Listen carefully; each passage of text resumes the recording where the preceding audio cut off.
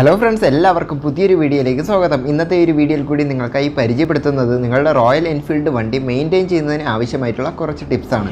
Video മുഴുവനായും കണ്ടതിന് ശേഷം എല്ലാവരുടെയും സപ്പോർട്ട് പ്രതീക്ഷിക്കുന്നു. കുറച്ച് നല്ലോണം മെയിൻറ്റെയിൻ ചെയ്ത് കൊണ്ടുപോകേണ്ട വണ്ടിയാണ് റോയൽ എൻഫീൽഡ്. അതുകൊണ്ട് തന്നെ നിങ്ങൾ വണ്ടിക്ക് വേണ്ടത്ര കെയർ കൊടുത്തില്ലെങ്കിൽ അത് നിങ്ങളുടെ വണ്ടിയെ തന്നെ ബാധിക്കുന്നതാണ്. ആദ്യമേ തന്നെ നിങ്ങൾ വണ്ടി എടുത്തതിന് ശേഷം കൃത്യമായിട്ടുള്ള സർവീസ് പീരീഡുകളിൽ തന്നെ സർവീസ് ചെയ്യാൻ ശ്രദ്ധിക്കേണ്ടതാണ്.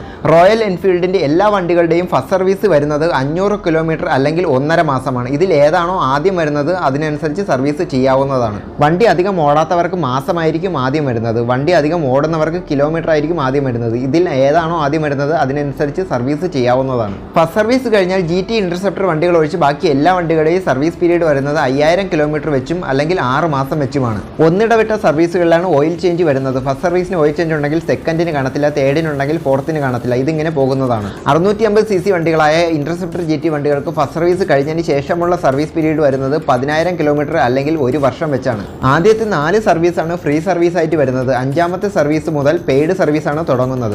ഈ സർവീസുകൾ കറക്റ്റ് ചെയ്യാതിരുന്നു കഴിഞ്ഞാൽ അത് നിങ്ങളുടെ വണ്ടിയെ ബാധിക്കുന്നതാണ്. പ്രധാനമായിട്ടും നിങ്ങളുടെ വണ്ടിയുടെ വാറന്റി കട്ടാകുന്നതിന് കാരണമാകുന്നു. അതുകൊണ്ട് തന്നെ ഈ ഒരു സർവീസ് പീരീഡ് കറക്റ്റ് ആയിരിക്കുവാൻ നിങ്ങൾ പ്രത്യേകം ശ്രദ്ധിക്കേണ്ടതാണ്. നിങ്ങളുടെ വണ്ടിയുടെ സർവീസ് കഴിഞ്ഞിട്ടുള്ള സർവീസ് ഡീറ്റെയിൽസ് ഇന്ത്യയിലുള്ള ഏതൊരു ഷോറൂമിൽ നിന്ന് നിങ്ങൾക്ക് ചെക്ക് ചെയ്യാൻ സാധിക്കുന്നതാണ്. സർവീസ് പീരീഡ് കറക്റ്റ് അല്ല എന്നുണ്ടെങ്കിൽ ഇന്ത്യയിലുള്ള ഏതൊരു ഷോറൂമിൽ നിന്നും നിങ്ങൾക്ക് വാറണ്ടി ലഭിക്കുന്നതായിരിക്കത്തില്ല.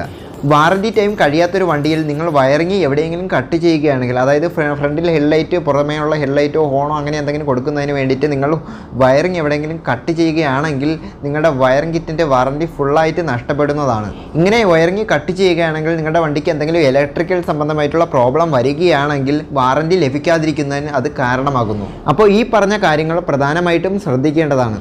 അത് കഴിഞ്ഞ് നിങ്ങളുടെ വണ്ടിയിൽ പ്രധാനമായിട്ടും ശ്രദ്ധിക്കേണ്ട ഒരു കാര്യമാണ് ചെയിൻ. മറ്റു വണ്ടികളെ പോലെയല്ല റോയൽ എൻഫീൽഡ് വണ്ടികൾക്ക് വരുന്നത് ഓപ്പൺ ചെയിനാണ്. ചെയിൻ പുറമേ നല്ലോണം കാണുന്നത് കൊണ്ട് തന്നെ റോഡിലെ പൊടികളെല്ലാം ചെയിനിൽ നല്ലോണം അടിച്ചു കയറുന്നതിന് കാരണമാകുന്നു. ഇങ്ങനെയുള്ള സാഹചര്യങ്ങളിൽ ചെയിൻ ഡ്രൈ ആയിട്ട് അധികം നാൾ ഓടിക്കഴിഞ്ഞാൽ ചെയിൻ പെട്ടെന്ന് തന്നെ കംപ്ലൈന്റ് ആകുന്നതിന് കാരണമാകുന്നു. ഇങ്ങനെ ഒരു സാഹചര്യം ഒഴിവാക്കുന്നതിന് വേണ്ടിയിട്ട് ചെയിൻ എപ്പോഴൊക്കെ ഡ്രൈ ആകുന്നുവോ അപ്പോഴൊക്കെ ചെയിൻ ക്ലീൻ ചെയ്ത് ലൂബ്രിക്കൻ്റ് അടിച്ചു കൊടുക്കേണ്ടതാണ്.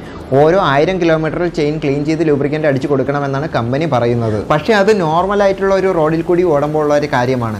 പൊടിയൊക്കെ കൂടുതലായിട്ടുള്ള റോഡിൽ കൂടി ഓടുന്ന സമയത്ത് ചെയിൻ പെട്ടെന്ന് തന്നെ വരണ്ടു പോകുന്നതിന് അത് കാരണമാകുന്നു. ഇങ്ങനെ പൊടിയൊക്കെ കൂടുതലായിട്ടുള്ള റോഡിൽ കൂടിയാണ് നിങ്ങൾ എപ്പോഴും വണ്ടി ഓടിക്കുന്നതെങ്കിൽ നിങ്ങൾ സ്വന്തമായിട്ട് തന്നെ ഒരു ചെയിൻ ക്ലീനറോ ലൂബ്രിക്കൻറ്റും വാങ്ങിച്ചു വെച്ചിരിക്കുന്നത് നല്ലതാണ്. ചെയിൻ ഡ്രൈ ആയി പോകുന്ന സമയത്തെല്ലാം തന്നെ ചെയിൻ ക്ലീൻ ചെയ്തതിന് ശേഷം ലൂബ്രിക്കൻറ്റ് അപ്ലൈ ചെയ്ത് കൊടുക്കാവുന്നതാണ്. പിന്നെ നിങ്ങൾ വണ്ടി എവിടെയെങ്കിലും വാഷ് ചെയ്യാൻ കൊടുക്കുന്ന സമയത്ത് അവരോട് പ്രത്യേകമായിട്ട് പറയുക ചെയിനിൽ ഫോഴ്സിന് വെള്ളം അടിക്കരുതെന്ന്. ഇങ്ങനെ ചെയിനിലേക്ക് നേരിട്ട് ഫോഴ്സിന് വെള്ളം അടിച്ചു കഴിഞ്ഞാൽ ചെയിൻ്റെ ഓറിങ്ങിലേക്ക് വെള്ളം ഇറങ്ങുന്നതിന് കാരണമാകുന്നു. ഇങ്ങനെ ചെയിനിൻ്റെ ഓറിങ്ങിലേക്ക് വെള്ളം ഇറങ്ങിക്കഴിഞ്ഞാൽ ആ വെള്ളത്തിന് തിരിച്ച് പുറത്തേക്ക് കടക്കാൻ വഴിയില്ലാതെ വരുന്നു. ആ ഒരു സമയത്ത് അതിനകത്ത് തുരുമ്പ് രൂപം കൊള്ളുന്നതാണ്. ഇങ്ങനെയുള്ള സമയങ്ങളിൽ ചെയിൻ പെട്ടെന്ന് തന്നെ കംപ്ലൈൻ്റ് ആകുന്നതിന് അത് കാരണമാകുന്നു. അപ്പോൾ ഈ ഒരു കാര്യം നിങ്ങൾ പ്രത്യേകം തന്നെ ശ്രദ്ധിക്കേണ്ടതാണ്. പിന്നെ നിങ്ങളുടെ വണ്ടിയുടെ ചെയിൻ ഓവർ ടൈറ്റ് ആയിട്ടോ ഓവർ ലൂസ് ആയിട്ടോ തോന്നുകയാണെങ്കിൽ അത് കറക്റ്റ് അളവിൽ അഡ്ജസ്റ്റ് ചെയ്യിപ്പിക്കേണ്ടതാണ്. കറക്റ്റ് അളവിൽ അഡ്ജസ്റ്റ് ചെയ്യിപ്പിക്കാതെ നിങ്ങൾ തുടർന്ന് വണ്ടി ഓടുകയാണെങ്കിൽ അത് ചെയിൻ കംപ്ലൈൻ്റ് ആകുന്നതിനും ചെയിൻ സ്പ്രോക്കറ്റ് കംപ്ലൈൻ്റ് ആകുന്നതിനും കാരണമാകുന്നതാണ്. പിന്നെ പ്രധാനമായിട്ടും ശ്രദ്ധിക്കേണ്ട ഒരു കാര്യമെന്ന് പറയുന്നത് എഞ്ചിൻ വാണിംഗ് ലൈറ്റ് കത്തിക്കിടക്കുന്നുണ്ടോ എന്നാണ്. നിങ്ങളുടെ വണ്ടി സ്റ്റാർട്ടായി കഴിഞ്ഞാൽ എഞ്ചിൻ വാണിംഗ് ലൈറ്റ് ഓഫ് ആവേണ്ടതാണ്. വണ്ടി സ്റ്റാർട്ടായതിനു ശേഷം എഞ്ചിൻ ലൈറ്റ് കത്തിക്കിടക്കുകയാണെങ്കിൽ അത് നിങ്ങളുടെ വണ്ടിയിൽ എന്തോ ഒരു പ്രോബ്ലം ഐഡൻറ്റിഫൈ ചെയ്യുന്നുണ്ട് എന്നാണ് കാണിക്കുന്നത്. പ്രത്യേകമായിട്ടുള്ള ഒരു ഡയഗ്നോസ്റ്റിക് ടൂൾ ഉപയോഗിച്ചുകൊണ്ടാണ് ഈ ഒരു പ്രോബ്ലം എന്താണെന്ന് ഐഡൻറ്റിഫൈ ചെയ്യുന്നത്. ഒരാൾക്ക് നോർമലി കണ്ട ഉടനെ പറയാൻ സാധിക്കത്തില്ല ഇത് എന്ത് കാരണം കൊണ്ടാണ് ഈ എഞ്ചിൻ ലൈറ്റ് ഇങ്ങനെ കത്തിക്കിടക്കുന്നത് എന്ന്. അത് കൃത്യമായിട്ട് ചെക്ക് ചെയ്ത് വേണം കണ്ടുപിടിക്കാൻ. ഇങ്ങനെ എഞ്ചിൻ വാണിംഗ് ലൈറ്റ് കത്തിക്കിടക്കുകയാണെങ്കിൽ ഉടൻ തന്നെ വണ്ടി അടുത്തുള്ള ഷോറൂമിലേക്ക് എത്തിച്ച് എന്താണ് പ്രോബ്ലം എന്ന് കണ്ടെത്തി അത് പരിഹരിക്കേണ്ടതാണ്. ഇതിനെക്കുറിച്ചുള്ള വിശദമായിട്ടുള്ള ഒരു വീഡിയോ പിന്നീട് ഡീറ്റെയിൽസ് ആയിട്ട് തന്നെ ചെയ്യുന്നതാണ്.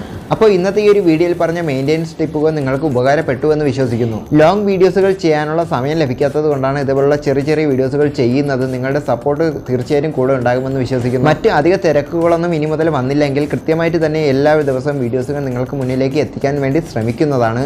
അപ്പോൾ ഈ ഒരു വീഡിയോ നിങ്ങൾക്ക് ഉപകാരപ്പെട്ടുവെങ്കിൽ വീഡിയോ ലൈക്ക് ചെയ്യുക, കമൻറ്റ് ചെയ്യുക, ഷെയർ ചെയ്യുക. നിങ്ങൾ ആദ്യമായിട്ടാണ് ഈ ഒരു ചാനൽ കാണുന്നതെങ്കിൽ ചാനൽ സബ്സ്ക്രൈബ് ചെയ്യാനും തൊട്ടടുത്തുള്ള ഒരു ബെല്ലൈക്കൺ കൂടി ക്ലിക്ക് ചെയ്യാൻ മറക്കരുത്. എങ്കിൽ മാത്രമേ ഞാൻ എപ്പോൾ വീഡിയോസ് ഇട്ടാലും നിങ്ങളുടെ ഫോണിൽ നോട്ടിഫിക്കേഷനായിട്ട് ലഭിക്കുകയുള്ളൂ. അപ്പോൾ അടുത്തൊരു കിടിലൻ വീഡിയോ ആയിട്ട് കാണുന്നത് വരേക്കും Abi tech and vlogs signing out.